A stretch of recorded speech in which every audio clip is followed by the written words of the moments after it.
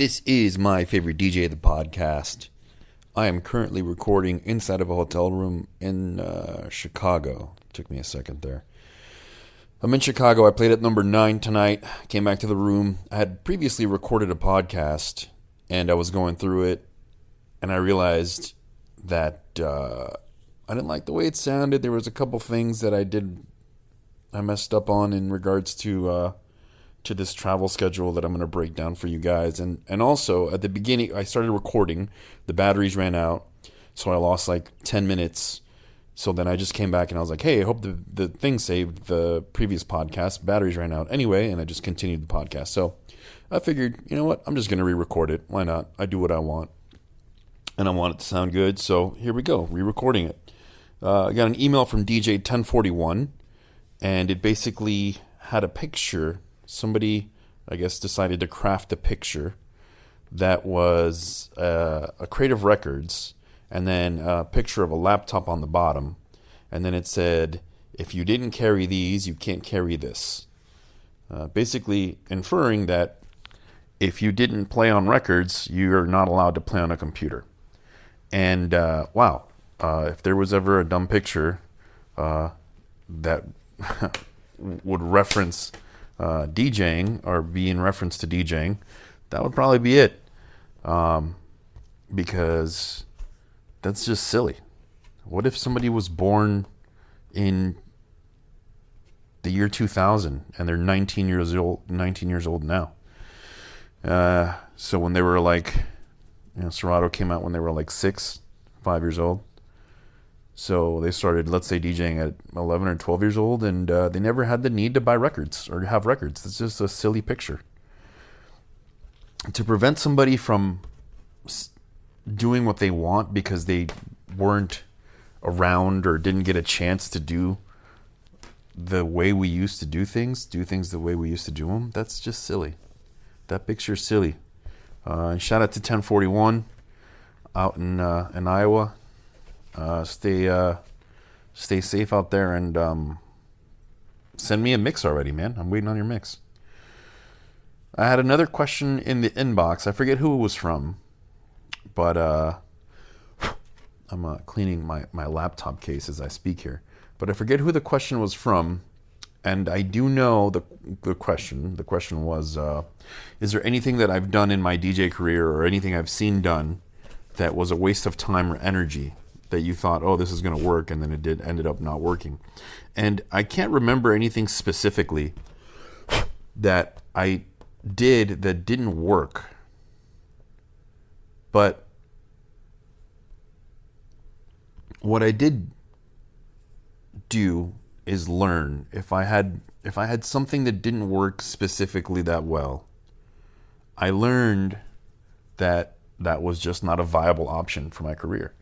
So if I had put something together that I thought was going to do well and then it ended up being a bust, it's not a loss, and it's not something that I would say, hey, don't do this, because you still learn. If you have an idea, let's say that your idea is to make towels with your logo on them to give them out at the club, and at the end of the night there's just towels were used to clean up drinks, and now you have your logo full of cranberry vodka, and it didn't turn out like the way you envisioned this giveaway to go. People ended up cleaning up the floor with your logo instead of whatever they would swing a towel in there or something. So now towels are not a viable product to give out in a nightclub. So you learn something. There's not necessarily something that I've done that I thought, wow, this was a total waste of my time, because there's no total waste. There's still something to be gained from a project that didn't go off according to plan. And I think that was the only two things that I had in my inbox that I hadn't read already. I might be wrong, but I'm pretty sure that was it. So if you guys have a question, please send it to me, myfavoritepodcast@gmail.com. I'm going to list the email in the podcast notes, because a lot of people have been messaging me and saying, hey, what's the email for the podcast? And it's like, fuck, I repeat it every podcast, but I guess you have to listen to the whole show to catch where the segment where I give out that email comes in. So I'm going to start writing it in the podcast notes. So the last thing that I'm going to go over here today, because it's late. What time is it? It's 4:20 a.m. So if you're a smoker, you know what to do. I'm not, so I'm just going to continue the podcast. So travel schedule. I wanted to discuss the wear and tear that traveling can put on your body, but I didn't want to sound preachy, and I didn't want to influence somebody that might be out there that doesn't have a realistic view of what traveling for work is like. So instead of giving my point of view, I think I'm just going to run down a basic weekend schedule, a normal weekend schedule, something that is not atypical at all, something that I would do maybe once a month, something similar. The cities might differ, but in general, it's going to be pretty close. So let me have another sip of my Nitro Brew. What am I drinking? Nitro Cold Brew. The hotel here had some coffee, so instead of eating a snack this late, I decided to have a little can of coffee. And I'm going to need it. If this takes as long as the last time I did it, earlier today on the podcast, I'm going to need that coffee. All right. Typical travel schedule for a weekend. Let's say I have a Thursday night gig at 11 in Miami, a Friday night in Vegas, a Saturday night in San Francisco, and a Monday night in Atlantic City. I want to run through what that travel schedule would be like. Or, you know what? Let's make it more rigorous. Instead of Atlantic City, let's go Houston on Sunday. All right, so this is the schedule. Thursday, Miami. Friday, Vegas. Saturday, San Francisco. Sunday, Houston. Monday, back to Miami. This is what it would go like. All right. Thursday evening, I would catch a nap. So around 10 or 11 p.m., I'd fall asleep like a normal human would. Except, unlike a normal human, I will be waking up at 3 a.m., getting dressed, taking my carry-on and my DJ bag to 11, and DJing after hours from 4 a.m. to 8 a.m. At 8 a.m., once I'm done playing on Friday morning, I would go outside where the sun's already out with my DJ bag and my rolling carry-on, get in an Uber, and get on the first flight possible after 8 a.m. to Las Vegas. So most likely it's going to be a 9 a.m. flight, 9:20, I believe the schedule of the flight from MIA to LAS. So at this point, I'm going to count sleep along the way. I've slept from 11 p.m. to 3 a.m. I've got 5 hours of sleep in a bed. I get to the airport probably 8:20, 8:30. Go through security, grab a coffee. No pastries, no bread, nothing in the morning that's carby. If I do have something, it would probably be very light, maybe some fruit, just because I want to take care of my digestive system as I'm traveling. From Miami to Las Vegas, the flight time is about 5 hours. So we get on the plane at 8:50, 9 a.m. 5 hours later, 11:20 a.m. Vegas time. When you fly east to west, you gain 3 hours. but the flight's 5 hours long. So you do a little bit of math, and it ends up being 11:20 a.m. in Las Vegas when you land. And back in Miami, it's going to be 2:20 p.m. So hopefully on the plane, I was able to sleep, let's say 4 hours, maybe 30 minutes awake during takeoff and 30 minutes during landing. Usually once they start making announcements, I'll wake up on a plane. So I got 4 hours of plane sleep, which is upright, sitting down. If I was upgraded, lucky enough to be upgraded to first class, I sleep a little bit better because there's more space. But if not, in an exit row, maybe.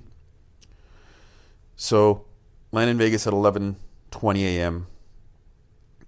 Once I leave the airport, get to a hotel, let's call it 12:30. Hungry, for sure, because the last time I ate was before the flight. If I had some fruit, had some coffee. So it's 11:20 a.m. when you land.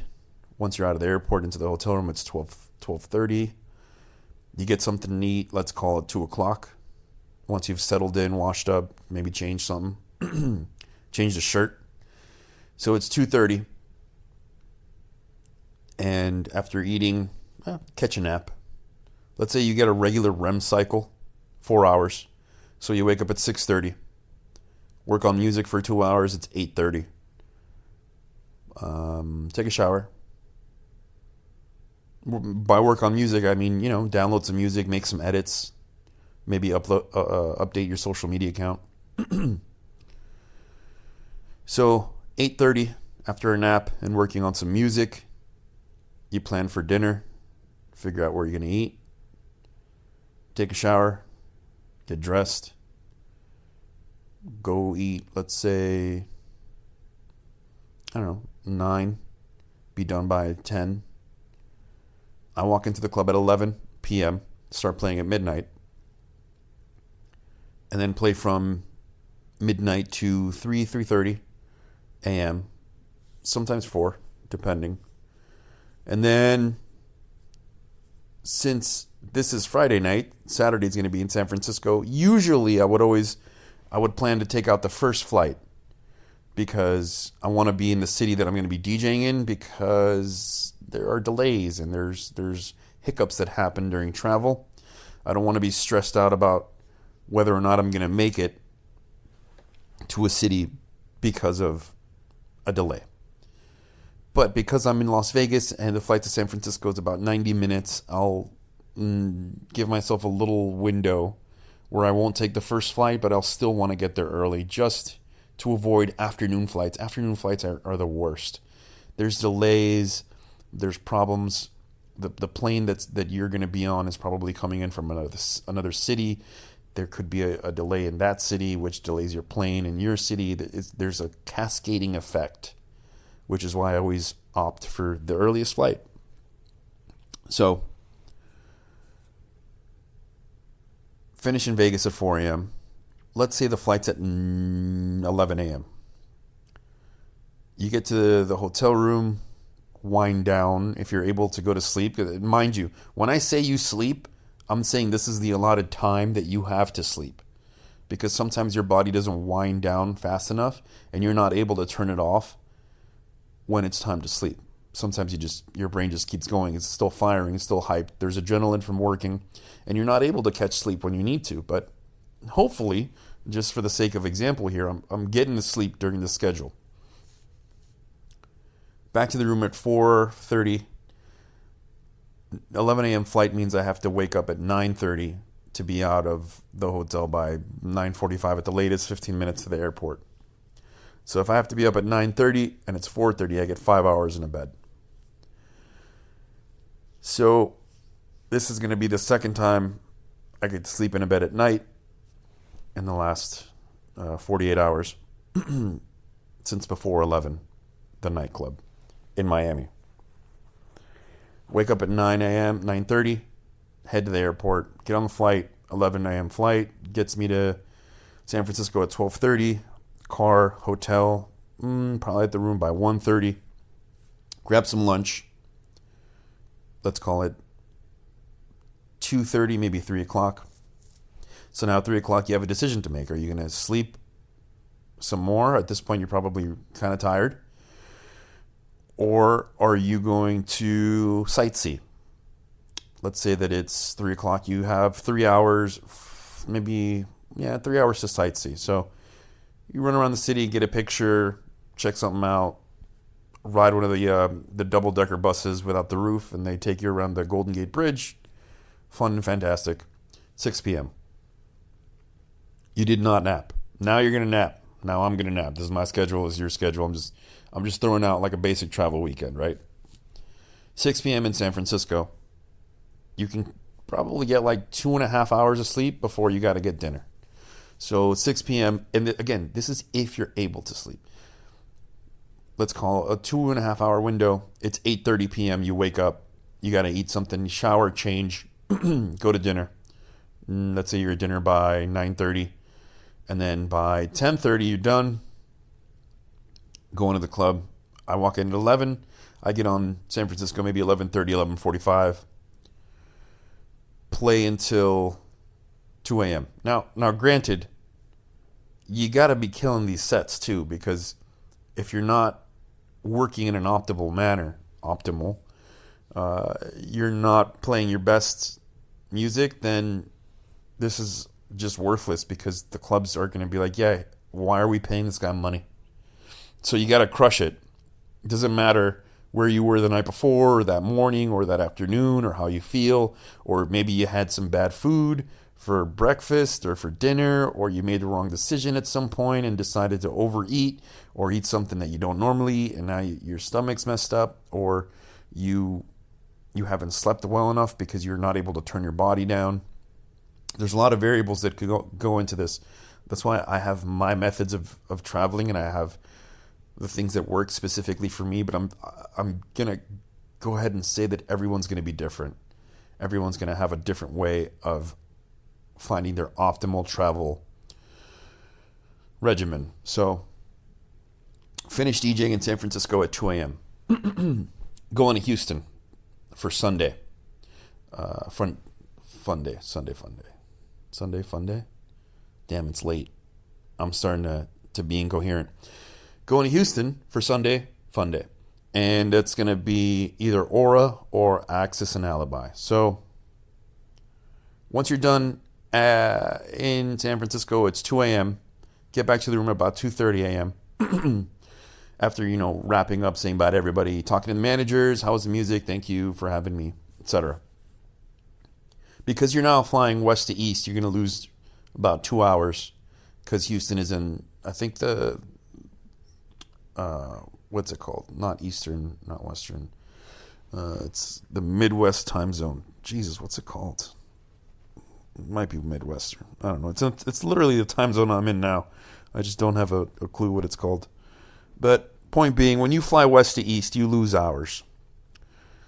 So you're going to lose 2 hours on this trip.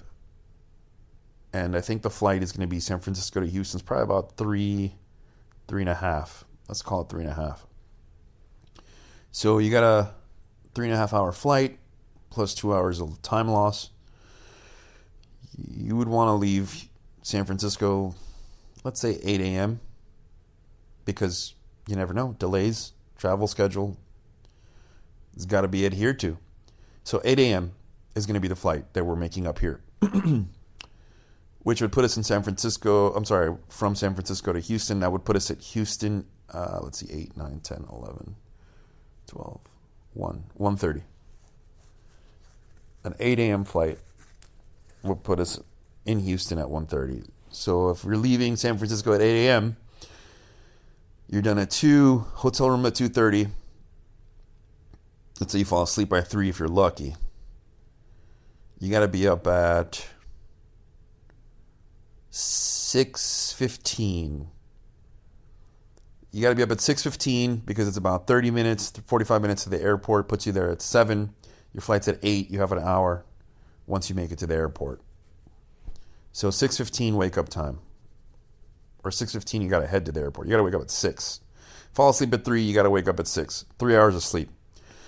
So after working that club, back to the room, fall asleep, 3 hours later, wake up, pack your shit, get to the airport. Get to the airport at 7, hop on a plane at 7:30, take off at 8. And this is contingent upon every flight being on time, because there could be a delay, there could be a flat tire on the way there could be some sort of a travel hiccup, a marathon could be running through San Francisco, and there's road closures, and all of a sudden you missed your fucking flight. Now you got to book your the next flight out, which who knows what time that's at, could be noon, could be 3 o'clock, and you're running on 3 hours of sleep. So that's shitty all around.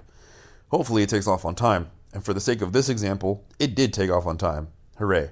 So landed in Houston at 1:30 p.m. Get some barbecue, because that's what the fuck you do when you're in Houston. You get some barbecue after landing, straight from the airport, which puts you back at the room, let's say 4 o'clock. At this point, you had 3 hours of bed sleep, maybe an hour and a half to 2 hours on the plane. If you're lucky, 3. So a total of about 5 hours for that travel day. This is for Sunday. And it's 4 p.m. Got to be at the club at 11.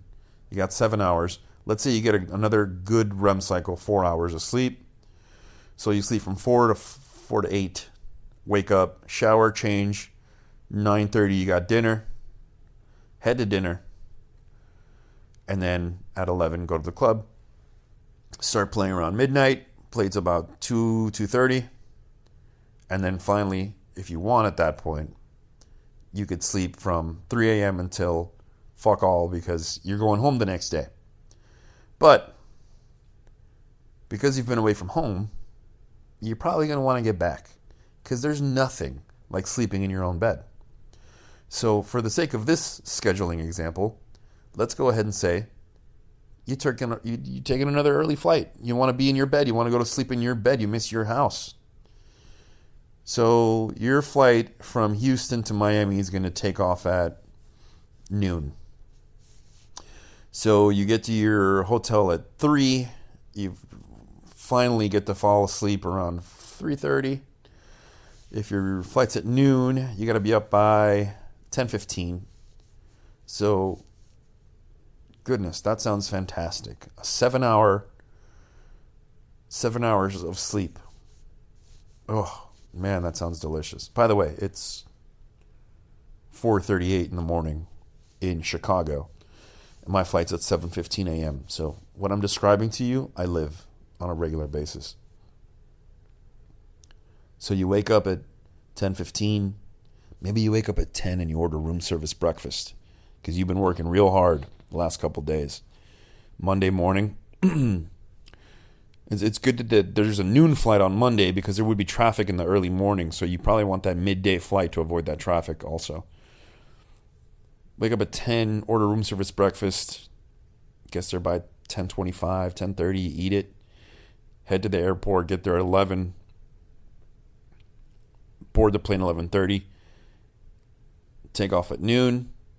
Houston to Miami is going to be 2 hours. Probably 2:15. Well, actually, you're flying west to east. It's going to take a little bit longer. 2:30.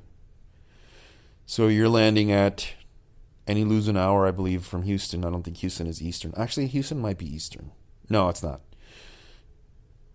So you lose an hour too. So you're 2.5 hours, turns into 3.5 hours. So now you land in Miami at 3:30 p.m. Blah, blah, blah. Get back home at 4:30. Finally, 4:30 p.m. on Monday, you actually get to feel your own bed for the first time since Thursday night. And I would go over the whole schedule again, but you can just rewind the podcast. That is a very typical travel schedule for me and for other DJs on the Rich Group roster. So for everyone out there that might be interested in what it's like to travel to multiple cities and get to DJ, it's the fucking greatest job in the world. But there's a little bit of travel involved here and there. So instead of discussing the wear and tear on the body that all of that would cause, I just wanted to present an example for you guys and girls to put yourself through that journey. What would you feel like? How do you feel when you take a flight now? When you take one flight? Do you ever feel jet lagged? Do you need extra water because the plane's cabin has like 10% of the normal atmospheric humidity? So you end up feeling a little dry. Are you able to sleep on planes? Because if you're not able to sleep on planes, that whole schedule that I just described changes pretty drastically. And you could potentially take later flights, but then there's always that risk. What if there's a delay? So let's say, for example, instead of doing Miami to Vegas right after you play after hours. Let's say you go to sleep. You sleep from 9 a.m. to 5 p.m. Because at this point, you've been up most of the night. So let's say 4 p.m. because you got to take the 6 p.m. out to Vegas. That lands you there at 8:30. So you're waking up at 4 p.m. Friday. Maybe you catch a little bit of traffic and you miss your flight. Maybe you didn't budget for the right time and you miss your flight. Maybe your alarm goes off and you silence it and you miss your flight. Flat tire, you miss your flight. The flight's delayed 2 hours. So now you're spending 2 hours at the airport, 6 to 8 p.m., which now puts you in Vegas at 10:30. You got to start playing at midnight. So it gives you an hour and a half after you land. And maybe you don't get a chance to eat. That's why, to me, that all just, there's too many variables. I like getting the difficult shit out of the way as early as possible. So I'm taking that early flight. That's just the way that my brain works best. I'm just taking that early flight. Shout out to all the DJs that came out to number 9 tonight in Chicago. I don't know if I'm stuffy. Am I getting a cold? I better take some vitamins. I travel with a vitamin pack, by the way. And if you want to buy any of the vitamins that I travel with, you can check out my Amazon store, amazon.com/shop/myfavoritedj. The link will be in the podcast notes. Every time you buy something, you click on that and you buy something on Amazon, whether it be a part of my store or anywhere in Amazon in general, I get a small piece of the revenue, which helps me buy organic salads when I'm traveling at Trader Joe's, which is why I picked the hotel I'm in today, because it's right across the street from Trader Joe's, and they have healthy food there. One of the biggest problems I think I run into when traveling is the lack of healthy options, but things have gotten a lot better. There are a lot more healthy alternatives out there.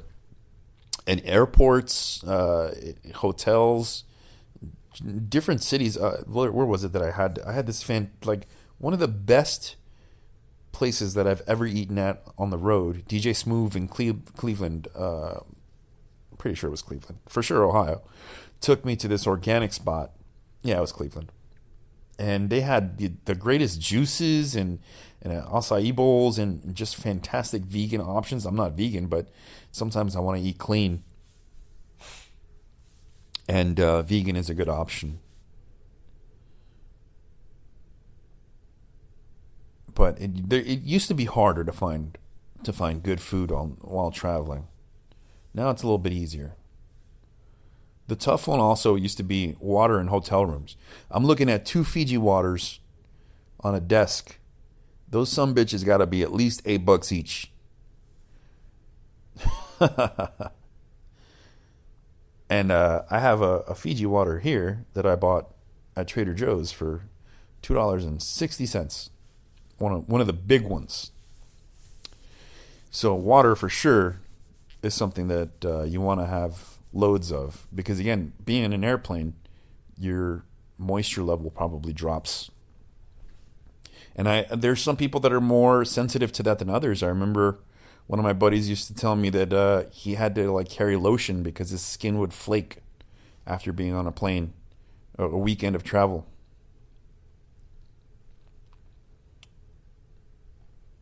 Not me though. My skin doesn't flake. It does get dry in there, and I tend to fall asleep. Hopefully I don't do. I mean, I wouldn't know, but hopefully I don't fall asleep with my mouth open. God, that's like, Jesus. That's like a nightmare of mine. Falling asleep with my mouth open on an airplane. Just the most random germs and airplane air falling into your mouth. Eating airplane air has got to be the worst thing. Without even, you don't even know it. You just fall asleep and you're like, oh yes, I finally get to sleep. Eating airplane air the whole time. Fuck that. All right, I think I'm going to call it a podcast. You guys, please send me mixes. Guys, I don't have a mix to feature this week because I might have listened to a few mixes, but I didn't think any of them were tailored specifically well enough to the audience that listens to this podcast. Fuck, I just had a flash. I did a European run one time. I flew, it was like a Saturday party, and I was off for the weekend. This is like 2013 or 2012. I was off one weekend, and they hit me up like the week of, like, yo, you want to come to Switzerland and play on this Saturday? And I'm like, well, I'm free. And the rate, oh God, I remember what the rate was. And it was like what I get for local domestic shit now. But at the time I was like, yeah, I'll ride to Switzerland for one day, do the gig, and ride right back. I literally flew to Europe. And I don't think it was direct. I might have stopped in Germany. I did Miami, Germany, Switzerland, Friday, landed Saturday, play the fucking gig, and then Sunday took off back to Miami. It felt good getting paid in cash. There's like a weird lizard thing in the brain that happens when you get paid cash. Allegedly, I got paid in cash. I don't remember. Now, this could just be a story that I'm making up. But no. Oh, speaking of which, tax day just went by. Man, I saw so many tweets. DJs were like, oh, fuck, taxes, tax day, blah, blah, blah. And I wanted to tweet, well, my taxes got paid in full today. What are you guys up to? But I feel like that might be kind of a douche thing to do because the overall sentiment on Twitter was like, oh, no, taxes. If you guys are struggling with that, for sure you should see an accountant. I have an accountant that I've been using for a few years now. And I had to switch accountants because my previous one, at one point, once I started doing well, raised his fees on me. And I was like, why would I pay you more? Like, you're doing the same fucking work. I'm just going to find somebody else. So during this transition period, my new accountant took a look at my taxes and was like, this other guy, was doing this, and this. You need to change and do this, and this. And it helped me structure a lot of what I was doing. At one point, he just looked at me. He's like, look, man, you got to stop treating this shit like a hobby and start treating it like a business. And at that point, I was like, well, I found my accountant and started paying things, the way they were supposed to be paid and structuring everything in the most streamlined way possible, which sometimes it hurts. It sucks. You guys get stuck with a huge bill at the end of the year. It's a bummer, I know. But there are other ways to do it. And if you speak to like a good accountant, they'll help you. I do quarterly payments now, and at the end of the year, there's not a lot to do because it's pretty much all taken care of throughout the year. Which, again, it sucks. It hurts, but it hurts less. It hurts less to get rid of that debt that is You're gonna have to pay it. You're making money. You got to pay your taxes. So I hope everyone had a reasonably good 2018, and your taxes weren't overwhelming. But if they were, if you're a DJ in the Miami area and you're looking for an accountant that can help you, I could easily refer you to my guy, and you can hit me up. I'll give you the rundown on what he charges and how he helped me structure my business. And I guess I got there because I just remembered that I had been to Switzerland for one night and they paid me in cash in 2012, which was 7 years ago. So that was that. What else have I done? There was like a I don't want to say rip and dip, but like a turn and burn. That's a better one. A rip and dip, a turn and burn. I think that was the craziest one that I've done. It was a turn and burn for one day in Europe and then back to the States. Man, you couldn't. I don't think there's enough money that a club could offer me. I think, well, Europe might be different. Because Europe is 8 to 10 hours. I do that shit every fucking week, so that's another thing. When you're doing that kind of heavy travel schedule, you got to figure you're doing 15 to 20 hours in transit. This whole, like, the scheduling that I gave, let me just count the hours here. So you got 5 to Vegas. Miami to Vegas is 5. Vegas to San Francisco is an hour and 30, so that's 6:30.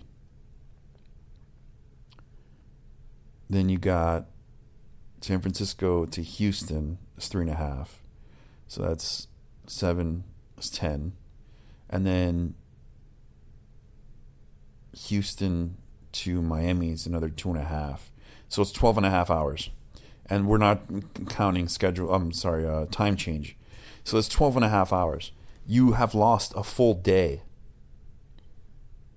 in travel. You really start to think about it. Like I've been thinking about this more often. When I do that, let's say that travel schedule, not every week, but let's say I have, a heavy month of traveling.